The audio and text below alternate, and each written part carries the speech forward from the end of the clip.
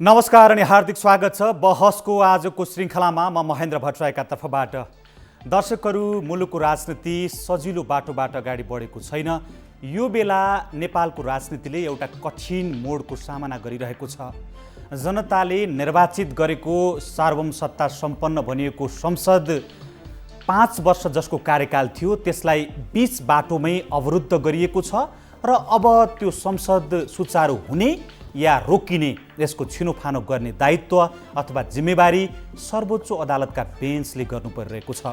संवैधानिक इजलासमा बहस जारी रहेको छ।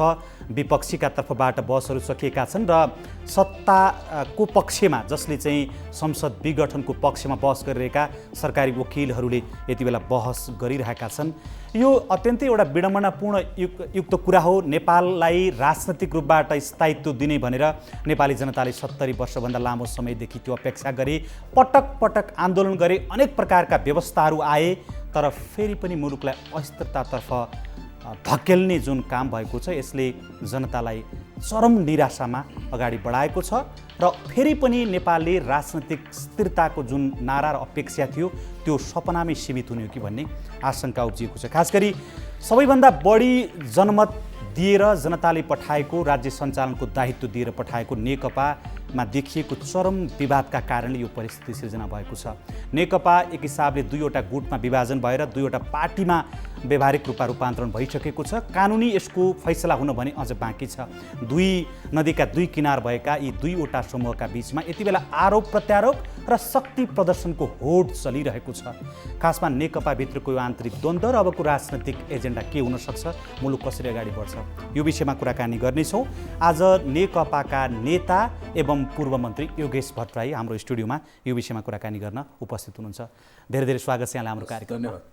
सबभन्दा पहिला जुन खालको एउटा चाहिँ आरोप प्रत्यारोपको श्रृङ्खला सुरु भएको छ, यहाँले कल्पना गर्नुभएको थियो केही महिना अगाडि स्वयं अहिलेका प्रधानमन्त्रीको नेतृत्वको सरकारमा तपाईँ सहभागी हुनुहुन्थ्यो। आज आएर सबभन्दा बढी शत्रुतापूर्ण अवस्थामा यहाँहरूका बीचमा आरोप प्रत्यारोप चलिरहेछ। यस्तो परिस्थिति सिर्जना कसरी भयो?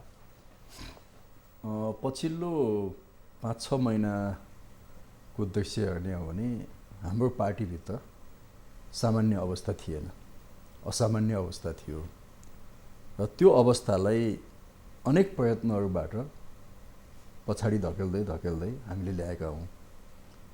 तर एउटा यस्तो बिन्दुमा हामी पुग्यौँ कि जुन बिन्दुमा पुग्दाखेरि पार्टीका समस्याहरूलाई पार्टीभित्र बसेर हल गर्न सक्ने परिस्थिति हुँदाहुँदै पनि ती समस्याहरू बाहिर आए र त्यो प्रतिनिधि सभा विघटनको रूपमा आयो। कुनै पनि जीवन्त पार्टीमा आन्तरिक ढङ्गले बहस हुनु, छलफल हुनु, वाद विवाद हुनु त्यसलाई अनौठो मानिँदैन। तर त्यसमा पनि एउटा लोकतान्त्रिक पार्टी नेपाल कम्युनिस्ट पार्टी, जो हामी लोकतान्त्रिक प्रक्रियामा विश्वास गर्छौँ, पार्टीभित्र पनि लोकतान्त्रिक प्रक्रियामा विश्वास गर्छौँ र समाजको लोकतान्त्रिक रूपान्तरण गर्ने जिम्मेवारी समेत बोकेका छौँ हामीले। त्यस्तो पार्टीभित्रको समस्यालाई आधार बनाएर जनताबाट निर्वाचित निकायलाई भङ्ग गर्नु त्यो कदाचित पनि त्यो उपयुक्त थिएन र हुँदैन नै। त्यसकारणले हामीले पछिल्ला दिनहरूमा निकै कोसिस गरेका हौँ, प्रयत्न गरेका हौँ। प्रधानमन्त्री र अरू पार्टी नेताहरूको बिचमा संवाद गराउन कोसिस गरेका हौँ। प्रधानमन्त्रीलाई पटक पटक हामीले भेटेर पनि भनेका हौँ, अरू नेताहरूलाई पनि भेटेर भनेका हौँ यो खालको दुर्घटनामा नजाउँ भन्ने नै हाम्रो प्रयत्न थियो। तर जब पौष 5 गते अचानक प्रधानमन्त्रीले संसदै विघटन गर्ने परिस्थिति आइसकेपछि आज हामी त्यो संसद विघटनको पक्ष अथवा विपक्ष, सिङ्गो मुलुक नै दुई भागमा विभाजित भएको छ। प्रधानमन्त्रीको कदम ठिक हो कि बेठिक हो? अब प्रधानमन्त्रीले गरिहाल्नुभयो त्यसकारणले यसलाई ठिक भनौँ भन्ने एक खालको पङ्क्ति छ हैन। त्यसले कुनै तर्कबाट, कुनै तथ्यबाट, कुनै संवैधानिक व्याख्याबाट भन्दा पनि प्रधानमन्त्रीले गर्नुभयो त्यसकारणले मानौँ भन्ने छ। त अर्कोतिर चाहिँ तथ्यबाट, प्रमाणबाट, संवैधानिक व्यवस्थाहरूबाट नै यो गलत छ भन्ने कुरा छ। यो दुईटा ध्रुवमा नेपालको राजनीति अहिले विभाजित छ। दुईवटा कुरा, प्रधानमन्त्रीले अब के गर्दै हुनुहुन्छ, के स्टेप चाल्दै हुनुहुन्छ भन्ने कुराको आङ्कलन मूलतः तपाईँहरू जस्तो उच्च नेतृत्व, तपाईँ पनि तत्कालीन एमालेको निर्वाचित सचिव हुनुहुन्थ्यो र क्याबिनेटमा सँगै 1 वर्ष उहाँसँग काम गर्नुभयो। यहाँले अब प्रधानमन्त्रीले के स्टेप चाल्दै हुनुहुन्छ भन्ने कुनै जानकारी यहाँहरूलाई हुन्थ्यो या अप्रत्याशित ढङ्गले प्रधानमन्त्रीले यी कुराहरू गरिराख्नुहुन्थ्यो? किनभने यसलाई बल पुग्ने गरिकन हिजो मात्रै यहाँले भाषण एउटा तपाईँको चाहिँ सार्वजनिक भाषणमा यहाँले भन्नुभएको थियो कि पूर्व राजावादीहरूसँग अथवा राजा सहितसँग मिलेर उहाँले पार्टी खोल्नुभयो भने अन्यथा मान्न सकिने छैन भनेर तपाईँले जुन आशंका गर्नुभएको, उहाँको यो अप्रत्याशित निर्णय गर्ने कार्यशैलीका कारणले तपाईँलाई त्यो आशंका उब्जिएको हो? मैले दुईवटा प्रश्न यहाँ गरेको छु। यस्तो हो, तपाईँको यो प्रश्न अत्यन्तै जायज प्रश्न हो, तर यो 1-1.5 महिनाको अवधिमा यसमा धेरै नै हामीले बहस गरिसक्यौँ। पार्टीभित्र जब अन्तर्विरोधहरू चर्किँदै गएका थिए, पार्टीभित्र दुईवटा समूह जुन उत्पन्न भएको थियो, त्यो दुईटै समूहहरूले अल्टिमेटली कहाँसम्म जान सक्छन् त होइन? एउटा एक्सट्रिमली कहाँसम्म जान सक्छन्, एक्सट्रिम धारसम्म भन्दाखेरि प्रधानमन्त्रीको साइडबाट हेर्दाखेरि उहाँले चाहिँ 1-2वटा छनक पनि दिनुभयो नि त, किनभने वैशाखमै उहाँले दल विभाजन सम्बन्धी अध्यादेश ल्याउनु भयो। त्यसले उहाँले के छनक दिएको भने म आफ्नै दल पनि विभाजित गर्छु, किनभने उहाँलाई त्यो दल विभाजन गर्ने वैधानिक सङ्ख्या पुगिरहेको थिएन, संसदीय दलमा पनि पार्टी सेन्ट्रल कमिटीमा पनि। तर उहाँलाई विभाजन गर्नु थियो। विभाजन गर्नका निम्ति मैले अध्यादेशबाट पनि यो गर्न सक्छु है भनेर उहाँले ल्याउनु भयो। त्यो सङ्घीय समाजवादीमा अभ्यास गर्न खोज्यो, त्यो असफल भएर चाहिँ उहाँ फिर्ता हुनुभयो। अहिले जुन संवैधानिक परिषद सम्बन्धी अध्यादेश उहाँले ल्याउनुभयो यो संवैधानिक नियुक्तिमा, त्यो पनि वैशाखमै ल्याएको हो होइन? वैशाखमै ल्याएको हो। यदि प्रमुख प्रतिपक्षी दलको नेता आउँदैन, सभामुख आउँदैन, अर्को कोही आउँदैन भने पनि म एक्लैले पनि निर्णय गर्न सक्छु संवैधानिक अङ्गहरूको नियुक्ति भनेर उहाँले संविधानमाथि नै च्यालेन्ज गर्नुभएको। सामान्यतया अध्यादेशहरू अथवा चाहिँ यस्ता कानुनहरू कहिलेकाहीँ बदलिन्छन्, कानुन बदलिन्छ, तर संविधान नै बदलेर अध्यादेश ल्याउने कुरा त बिल्कुलै नाजायज कुरा हो नि होइन? संविधानमाथि नै उहाँले हस्तक्षेप गर्नुभयो। त्यो छनक पनि उहाँले वैशाखमा दिएकै थियो। त्यसपछि भनौँ न पटक पटकका छलफलहरूमा अब माधव नेपाल र प्रचण्ड समूहले के गर्न सक्छन् त भन्दा प्रधानमन्त्रीलाई उहाँहरूको त बहुमत छ स्थायी समितिमा, उहाँहरूको बहुमत छ केन्द्रीय कमिटीमा। त्यसो हुँदा प्रधानमन्त्रीलाई स्थायी कमिटी र केन्द्रीय कमिटीको बैठकमा लगेर त्यहाँबाट प्रधानमन्त्रीलाई आफ्नो पदबाट हटाउन सक्छन्, निलम्बन गर्न सक्छन्, प्रधानमन्त्रीबाट फिर्ता हुन निर्देशन दिन सक्छन्, पार्टी अध्यक्षबाट हटाउन सक्छन्। यो एउटा अनुमान मान्छेहरूले गरेकै थिए। दोस्रो तर्फ त्यसको प्रतिकारमा प्रधानमन्त्रीले के गर्न सक्नुहुन्छ त भन्दा अध्यादेश मार्फत पार्टी फुटाउन सक्नुहुन्छ होइन? जुन 40% दल र केन्द्रीय कमिटीमा पुर्याउनु पर्ने कुरालाई त्यसलाई 30%मा पनि झार्न सक्नुहुन्छ, 20%मा पनि झार्न सक्नुहुन्छ। उहाँलाई जति चाहिँदा पार्टी फुट्छ त्यति ल्याउन सक्नुहुन्छ भन्ने कुरा थियो एकातिर भने। अर्कोतिर उहाँले संसद भङ्ग गर्न सक्नुहुन्छ, सङ्कटकाल लगाउन सक्नुहुन्छ होइन? यिनै कुरा त थिए नि त चर्चा। यी सम्भावित कुराहरू अहिले पनि जारी नै छन्। तर यहाँले लेटेस्ट पछिल्लो पटक भन्नुभएको चाहिँ पूर्व राजासँग मिलेर त्यो मैले किन भनेको भने नयाँ पार्टी बनाउन सक्नु होला। त्यो मैले किन भनेको भने मैले यो एकदम दुःखका साथ भनिरहेको छु, कुनै हौसेर अथवा कुनै खुसियालीमा मैले यो कुरा भनेको होइन। प्रधानमन्त्री केपी ओलीको कदमपछि उहाँलाई समर्थन गर्ने को देखियो त भन्दा उहाँलाई समर्थन गर्ने सामान्यतया हिजोका पूर्व राजावादीहरूको साथ उहाँले पाइरहनु भएको छ होइन? त्यो किन पाउनु भएको छ त्यो उनीहरूले नै जानु होइन? तर अरू सबै जो 46 सालको जनआन्दोलनमा पञ्चायत विरुद्ध लडे, 62-63 को आन्दोलनमा राजाको विरुद्ध लडे, राजतन्त्रको विरुद्धमा लडे होइन? ती सबै जो मधेस र पहाडको बिचका विभेदको विरुद्धमा लडेर मधेस पहाड तराई मधेस एउटै समान हुनुपर्छ भनेर लडे, जाति जनजातिको बिचमा भएका विभेदहरूको विरुद्ध लडे, लैङ्गिक असमानताको विरुद्ध लडे होइन? अल्पसङ्ख्यक उत्पीडित दलित समुदायको अधिकारको पक्षमा लडे। ती सबै होइन राजनीतिक दल प्लस सामुदायिक सङ्गठनहरू, बुद्धिजीवीहरू, प्राज्ञिक समुदाय, न्यायिक समुदाय, त्यो सबै प्रधानमन्त्रीको कदमको विपक्षमा खडा भयो। तर उहाँलाई कसले साथ दिइरहेको छ त भन्दा एउटा उहाँको गुटले साथ दिएको छ पार्टीभित्रको, दोस्रो हिजोका राजावादीहरू जो यो परिवर्तनसँग उनीहरू चाहिँ खुसी थिएनन्, तिनीहरूले साथ दिइरहेका छन्।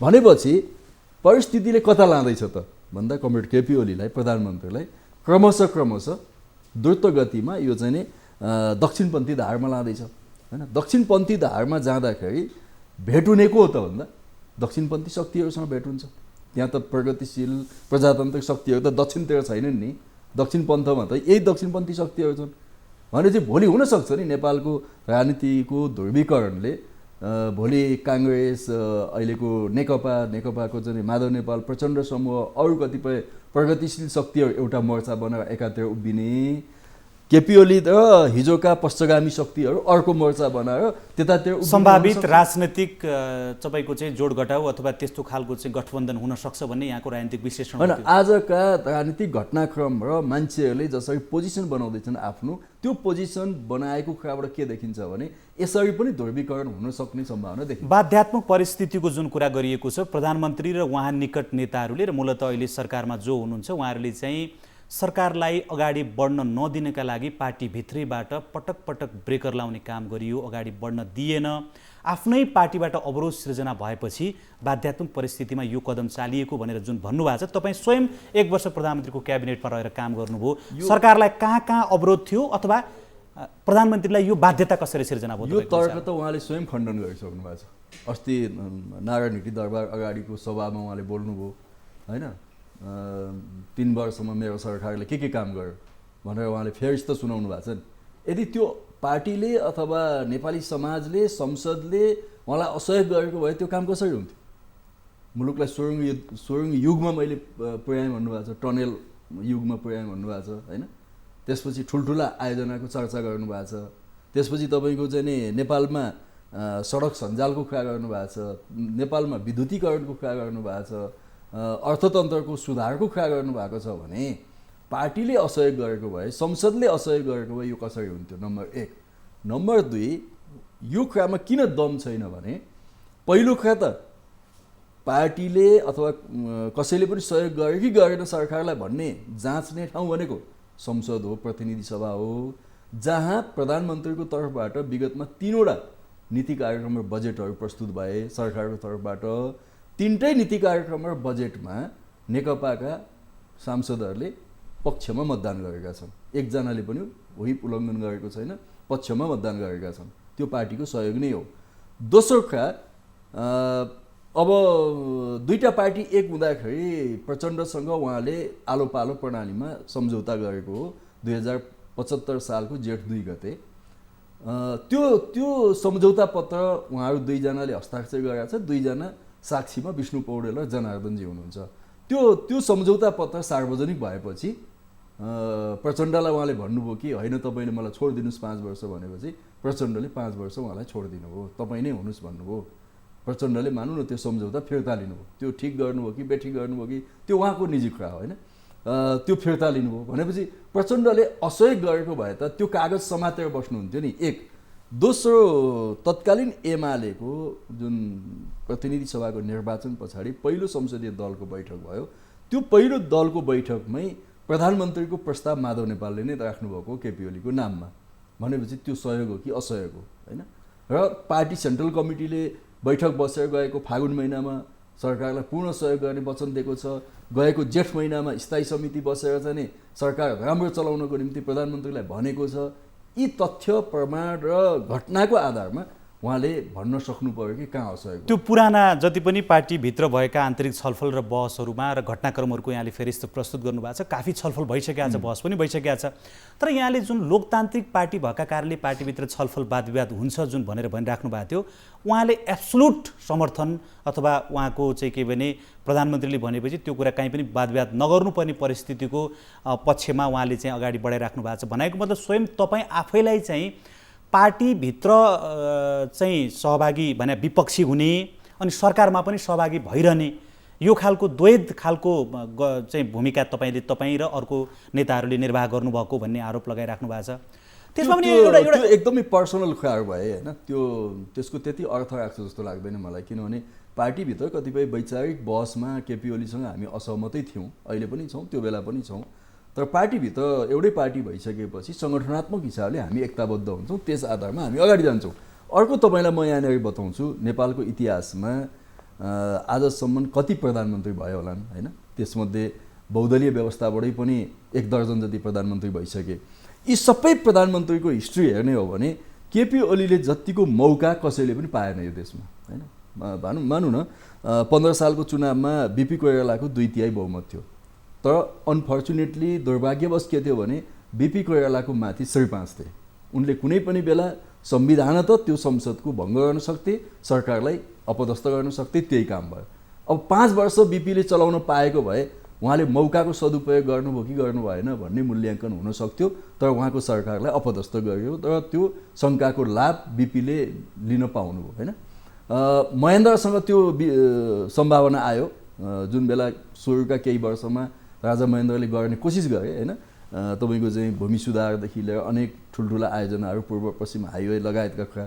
तर समय 2-4 वर्ष बित्दै जाँदाखेरि उनी फेरि त्यो दरबारिया मोजमस्तीमा फर्किहाले, उनले पनि त्यो मौका गुमाए। त्यसपछि आयो 48 सालमा गिरिजाबाबुलाई त्यो मौका आएको थियो होइन। त्यो मौकाको पनि उहाँले राम्रोसितले सदुपयोग गर्न पाउनु भएन। यद्यपि आजको जस्तो एकदमै जनपक्षीय संविधान थिएन, प्रगतिशील संविधान थिएन, लोकतान्त्रिक संविधान थिएन। त्यस अर्थमा पनि गिरिजालाई पनि शङ्काको लाभ दिउँ न भन्यो भने त्यहाँ अलिकति दिन सकिन्छ, बिपीलाई भन्दा कम दिन सकिन्छ। त्यसपछि आएको थियो 65 सालमा प्रचण्डलाई एउटा मौका आएको थियो। यद्यपि उहाँसँग संसदमा बहुमत त थिएन, तर पनि यस्तो एउटा तातिराखेको जमिनबाट उहाँ आउनुभएको थियो नि होइन। माओवादी त्यत्रो जनयुद्धबाट होइन, सर्वत्र माओवादीको विजयबाट आउनुभयो। एउटा ठट्टा गरेर भनिन्छ नि, वन जङ्गल पानी होइन देखि मान्छेदेखि पशु पक्षी समेत माओवादी भनेर नाच्ने बेलामा उहाँ आउनुभयो। तर उहाँसँग अनफर्चुनेटली त्यो बहुमत त थिएन, तर रुकमाङ्गत कटुवालको काण्डमा गएर उहाँ फस्नुभयो। उहाँले पनि त्यो मौका गुमाउनु भयो, तर पनि उहाँसँग बहुमत थिएन, त्यसकारण उहाँलाई शङ्काको लाभ दिन सकिन्छ। तर आज केपी ओली प्रधानमन्त्री भएर आएको अवस्था बिल्कुलै यीभन्दा गुणात्मक रूपमा होइन, क्वालिटेटिभली म चाहिँ यो भिन्न हो कि प्रगतिशील संविधान छ, जनताका प्रतिनिधिले बनाएको संविधान छ, कार्यकारी भन्दा माथि कोही पनि छैन होइन। त्यसपछि संसदमा उहाँको पार्टीको झन्डै 2/3 बहुमत छ। तपाईँको चाहिँ लोकप्रिय मतमा, पपुलर मतमा झन्डै 50% मत कमान्ड गरेको छ होइन। र पार्टीले एब्सोल्युटली प्रधानमन्त्रीलाई साथ दिएको छ। त्यो गुमाउनु भयो भन्ने त्यसकारणले उहाँले यो ऐतिहासिक मौका गुमाउनु भयो, संविधानमाथि हस्तक्षेप गरेर, प्रतिनिधि सभा भङ्ग गरेर। त्यसकारणले म यहाँनिर भन्छु कि केपी ओलीको नेतृत्व सर्वथा असफल भयो। हामी यो सन्दर्भ फेरि जोड्नेछौँ। दर्शकहरू, नेकपा नेता एवं पूर्व मन्त्री योगेश भट्टराईसँग हामी आजको बहसमा समसामयिक पछिल्ला राजनीतिक घटनाक्रमहरूमा केन्द्रित भएर कुराकानी गरिरहेका छौँ। सन्दर्भ फेरि जोड्नेछौँ, बेला भएको छ छोटो विश्रामको।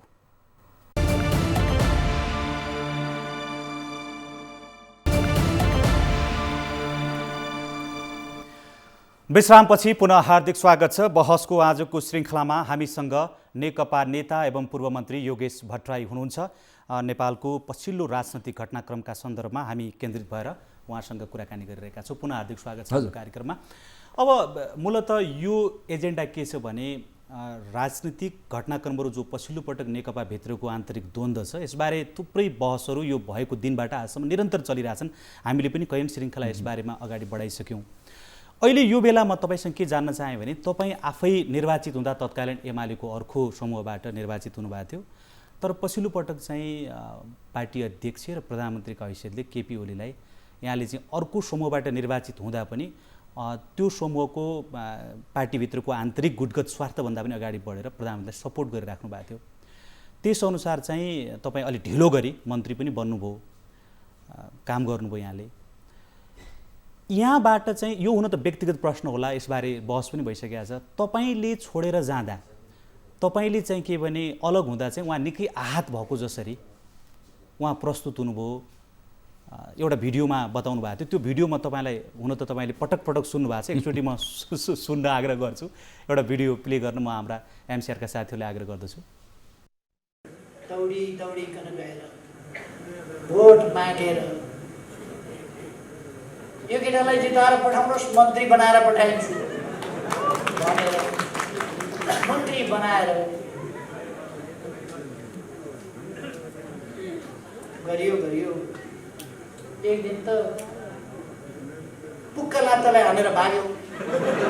को कङ्ग्रेस विकेट।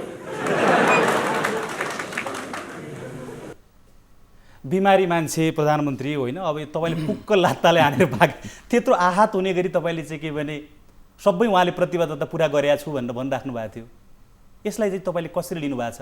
केटो आजको प्रधानमन्त्रीले संसद विघटन गरेको, संविधानमाथि हस्तक्षेप गरेको, मुलुकलाई प्रतिगमनतिर धकेलेको, प्रतिक्रान्तितिर धकेलेको र स्वेच्छाचारी ढङ्गले काम गरेको सन्दर्भमा उहाँले बोलेको यो कुरा कुनै बहसै होइन।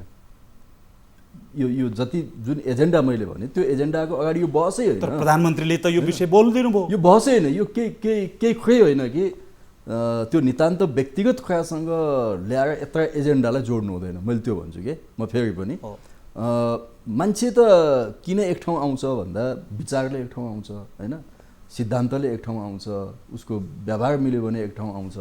जब उसको विचार मिल्दैन, तरिकाहरू मिल्दैनन्, मान्छे एक ठाउँ रहँदैन। अब उहाँले जसरी प्रस्तुत गर्नुभयो त्यही शैलीमा पनि म जवाफ दिन सक्छु, दिँदा पनि हुन्छ। तर म के छ भने एउटा सुसंस्कृत त्यो चाहिँ नि कल्चर निर्माण गरौँ होइन, किनभने कम्युनिस्ट पार्टी भनेको त झन् एउटा सभ्यता निर्माण गर्ने स्कुल पनि हो भन्ने सन्दर्भमा प्रधानमन्त्रीका यी टिप्पणीहरूप्रति मैले जवाफ दिन चाहन्न। रह्यो कुरा के हो भने व्यक्तिगत हिसाबले चुनाव कोही हार्न सक्छ, कोही जित्न सक्छ, त्यसलाई स्वीकार्नुपर्छ। म पनि 2 पटक काठमाडौँमा हारेँ, ताप्लेजुङ गएर जितेर आएको। ताप्लेजुङबाट मेरै कारणले जित्या भनेर उहाँले त्यो भन्नुभएको छ। त्यो त्यसमा मैले उहाँलाई धन्यवाद पनि भनेको छु। मेरो पार्टीको अध्यक्षको नाताले उहाँले आफ्नो पार्टीको उम्मेदवारलाई भोट माग्न गएको, त्यो कुनै गाईदान गर्न गएको त त्यो होइन होइन, एकदमै पुण्य कमाउन गएको पनि त्यो कुरा होइन। तर पनि मैले के भने एउटा विकट जिल्लामा पार्टी अध्यक्ष जस्तो मान्छे गएर हामीलाई उत्साहित गर्नुभयो, त्यसमा मैले धन्यवाद नै भनेको छु। अब चुनाव चाहिँ नै हाम्रो पार्टीमा कति मान्छे हारे त भनेर हेर्ने हो भने 64 सालमा उहाँ स्वयं हार्नुभयो। सबभन्दा राम्रो क्षेत्रमा उहाँ चुनाव लड्दै आउनुभएको छ अहिलेसम्म। केपी ओलीले जति पनि चुनाव लड्नु भएको छ एमालेका तत्कालीन क्षेत्रहरू छनौट गर्दा नम्बर 1 क्षेत्रहरूमै उहाँ चुनाव लड्दै आउनु भएको छ। 64 सालमा त उहाँले पनि जित्नु भएन हो। 56 सालमा जस्तो लाग्छ 2 ठाउँ चुनाव जित्नुभयो झापाको। जुन ठाउँमा उहाँले छोड्नुभयो त्यो ठाउँमा उहाँले सबभन्दा निकटस्थ व्यक्तिलाई आफ्नो टिकट दिनुभएको थियो, त्यो व्यक्तिलाई जिताउन सक्नु भएन उहाँले। यदि उहाँ त्यति प्रतापी थियो भने त उहाँले त्यहाँ जिताउनु पर्थ्यो हो। अब हाम्रो पार्टीमा चुनाव नहारेका को छन् त? माधव नेपालजी हार्नुभयो, 56 सालमा झलनाथ खनालजी हार्नुभयो, वामदेवजी पटक पटक हार्नुभयो, ईश्वर पोखरेलजी यहीँ 2 पटक हार्नुभयो होइन। अलिक नाम चलेका नेताहरूको मैले कुरा गरेको होइन। अरू चाहिँ नि हाम्रो जेनेरेसनका हेर्नुहुन्छ भने चुनाव नहारेको कोही पनि छैन। तर के छ भने लोकतान्त्रिक परिपाटीमा त्यसलाई सहज ढङ्गले लिनुपर्छ। जहाँसम्म तपाईँले प्रधानमन्त्रीसँगको सम्बन्धहरू कुरा गर्नुभयो, म फेरि पनि भन्छु मन्त्रीको रूपमा मैले व्यक्तिगत रूपमा अथवा मन्त्रीको हिसाबले मेरो जिम्मेदारीको हिसाबले प्रधानमन्त्रीलाई जुन हदसम्म मैले समर्थन गर्ने र त्यो उहाँलाई चाहिँ सफल बनाउन कोसिस गर्नु पर्थ्यो त्यो हदसम्म मैले गरेँ। तर यसको पनि म के भन्छु भने व्यक्तिगत रूपमा केपी ओलीलाई खुसी पार्न मैले गरेको होइन। व्यक्तिगत हिसाबले त्यो उहाँबाट कुनै लाभ लिनको निम्ति मैले गरेको होइन। क्याबिनेट सिस्टममा प्रधानमन्त्रीलाई सफल बनाउनको निम्ति त्यो एउटा सिस्टमले कुनै पनि मन्त्रीले त्यो सिस्टमभित्र बसेर मन्त्री बन्नुभन्दा पहिला पनि मैले जुन कुरा गरेँ कि प्रधानमन्त्री पार्टी अध्यक्षका रूपमा यहाँले आफ्नो पार्टीका तर्फबाट अलिकति अगाडि सरेर भने जुन त्यहाँभित्रको समूहगत छलफल थियो त्योभन्दा अगाडि बढेर यहाँले सहयोग गरिराख्नुभएका दृष्टान्तहरू हामीले देखेका थियौँ। यो विषय पहिला आइसकेका विषय भए पनि किन उजागर गर्न खोजेको तपाईँबाट फेरि पुनःप्रष्टीकरण किन लिन चाहेको हामीले भने राजनीतिक एउटा संस्कारको जुन यहाँले कुरा गर्नुभयो, प्रधानमन्त्री 2 चोटि प्रधानमन्त्री भइसक्नुभयो र एकजना वरिष्ठ नेता देशको हुनुहुन्छ, जे भन्न पनि मिल्ने हो कि भन्ने चाहिँ अब उहाँबाट त अरूले सिक्ने होला नि। जस्तो तपाईँलाई हामीले देख्दाखेरि चाहिँ तपाईँको उमेर यसो सर्च गर्दा आधा शताब्दीभन्दा बढी त तपाईँको पनि उमेर भइसकेको छ, केटो भनेर जुन भनिएको छ नि, र अहिले यो दोहोरी चलिरहेछ है, फेरि दोहोरी चलिरहेछ। त्यसमा म बहस लम्ब्याउनै चाहन्न, यसलाई यहीँ सकिहालौँ। अब प्रधानमन्त्रीले भनौँ न अब उमेरले पनि मभन्दा सिनियर हुनुहुन्छ, पदले पनि सिनियर हुनुहुन्छ, प्रधानमन्त्री हुनुहुन्छ, उहाँ जुनसुकै राजनीतिक विचारधारामा गए पनि होइन मैले भने नि ज्ञानेन्द्रसँग एउटै पार्टी खोल्नुभयो भने पनि उहाँप्रति मेरो सम्मान हुन्छ सम्मान छ होइन ठिक छ सम्मान हुन्छ त्यस कारण उहाँसँग यसमा मेरो प्रतिवादै छैन तर तपाईँले अघि भनेको एउटा विषयमा चाहिँ तपाईँले भन्नु पर्यो जस्तो के विषय भने प्रधानमन्त्री र उहाँको पक्षधर नेताहरूले के भनिराख्नु भएको छ भने केपी ओली जसको नेतृत्वमा पार्टी निर्वाचनमा गएको थियो के अरे प्रचण्डसँग गठबन्धन गर्दाखेरिमा पनि केपी ओलीलाई एउटा कारिस्मेटिक लिडरका रूपमा अगाडि सारिएको थियो उहाँको पपुलारिटीका आधारमा यो भोट आएको हो भोट ल्याउन निर्वाचन जिताउन चाहिँ केपी ओलीलाई अगाडि सार्ने अहिले छोड एकैछिनमा छोड भनेर चाहिँ के भने जुन खालको अवरोध सिर्जना गर्ने काम हो त्यो चाहिँ अपराध योग्य छ एउटा सैद्धान्तिक हिसाबले यो भोट उहाँको हो कि पार्टीको हो यो सैद्धान्तिक हिसाबले नै यो के गलत छ भने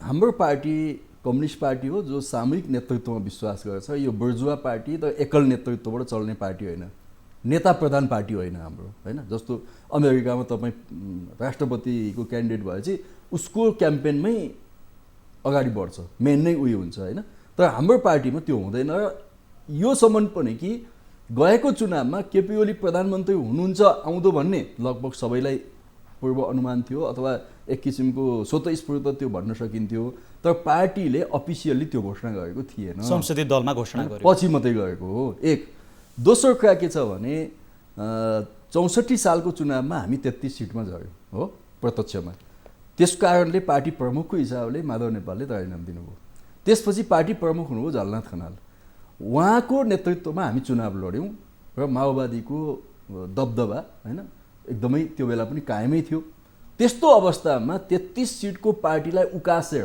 होइन पहिलो पार्टी त बनाउन सक्नु भएन तर सेकेन्ड पार्टी उहाँले बनाउनु भयो कङ्ग्रेसभन्दा 5-7 सिट मात्रै कमी हामी भयौँ त्यसलाई झलनाथ खनालको उपलब्धिको रूपमा मात्रै बुझ्ने कि त्यो बेलाको सिङ्गो party even plus KP Oli Madhav Nepal हामी जस्ता सबै कार्यकर्ताहरू सहितको त्यो मेहनत र प्रयत्नबाट झलनाथ खनालको नेतृत्वमा त्यहाँ पुग्यो भन्ने हो अर्को उहाँले जुन लिड गर्नुभयो अहिलेको पछिल्लो चुनावमा उहाँको नेतृत्वमै हामी लडेको हो त्यसमा अझै धेरै हामीले सफलता पायौँ तर सफलता पाउनु पछाडिको भौतिक आधार के थियो त होइन केपी ओली एकदमै कमजोर नेतृत्व हुनुहुन्थ्यो उहाँले केही पनि गर्नु भएन उहाँको केही पनि भूमिका छैन त्यो म भन्दिनँ तर त्यो ठाउँमा पुग्ने एउटा वस्तुगत आधार के थियो त भन्दा हामी माओवादी र एमालेको बिचमा गठबन्धन गरेका थियौँ र यसले नेपालमा आजसम्मको कम्युनिस्टहरू चुनाव लड्दाको सबभन्दा ठुलो मनोविज्ञान निर्माण गरेको थियो कम्युनिस्ट पार्टी अर्को म तपाईँलाई बताउँछु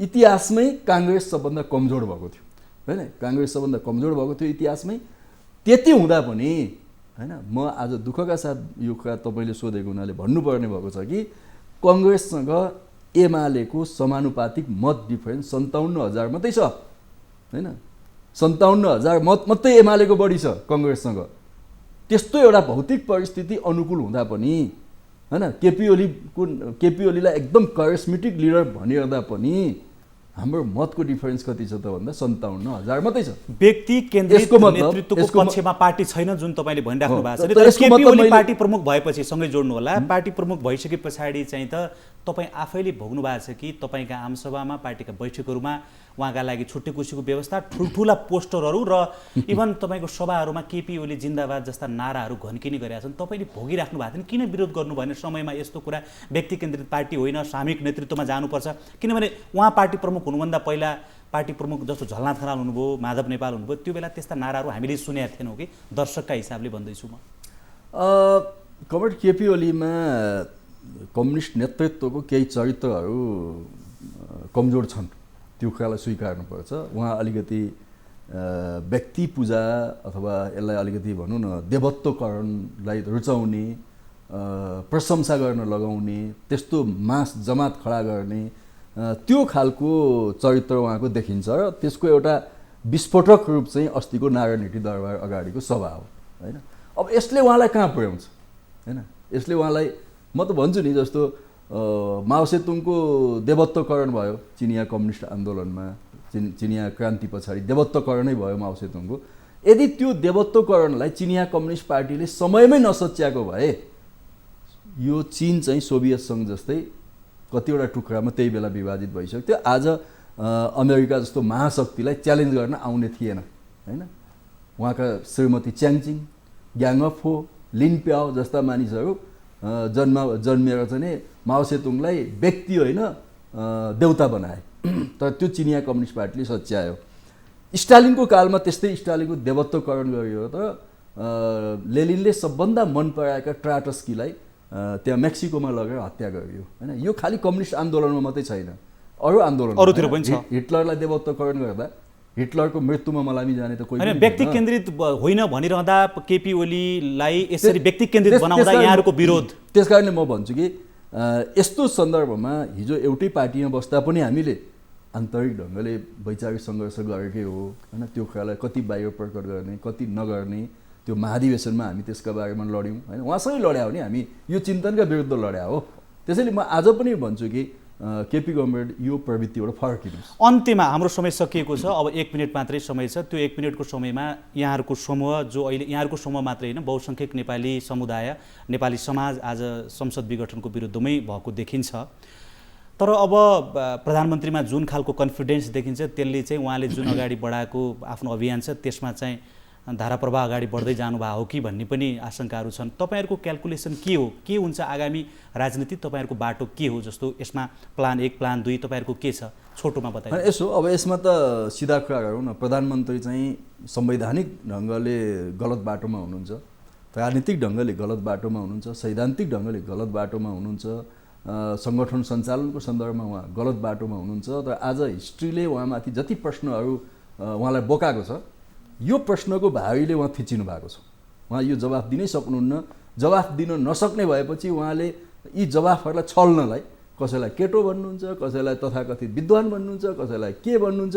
म त उहाँलाई भन्छु नि होइन, यी विषयमा बहस गरौँ न त, आउनुहोस् मञ्चमा होइन। किन मान्छेलाई चाहिँ नि उडाउने होच्याउने, त्यो त के भने छलेको हो क्या। यसमा जवाफ दिन सकिएन, अगाडि बसेका मान्छेलाई कसरी मनोरञ्जन दिने त हो नि त, त्यसो गरेर मनोरञ्जन दिने। त्यस कारण उहाँ एकदम बिल्कुलै गलत बाटोमा हुनुहुन्छ। मेरो निवेदन छ कि उहाँ त्यसबाट फर्किनुपर्छ। तपाईँ सत्ता अथवा शक्तिको पछि लाग्ने कि सत्यको पछि लाग्ने, आजको मलाई लाग्छ कि केन्द्रीय प्रश्न यही हो। महाभारतमा होइन धृतराष्ट्र अथवा शकुनीको पक्षमै सबै लाग्यो भए त्यो चाहिँ नि शक्ति अथवा सत्ताले जित्थ्यो। धृतराष्ट्र चाहिँ शकुनीको पक्षमा लागेनन्, त्यस कारणले सत्यको पक्षमा लागे। तपाईँको तर सत्यले जित्दा पनि के स्थिति आयो त भन्दा अन्तिममा त खरानी भयो नि, वंश विनाश भयो नि।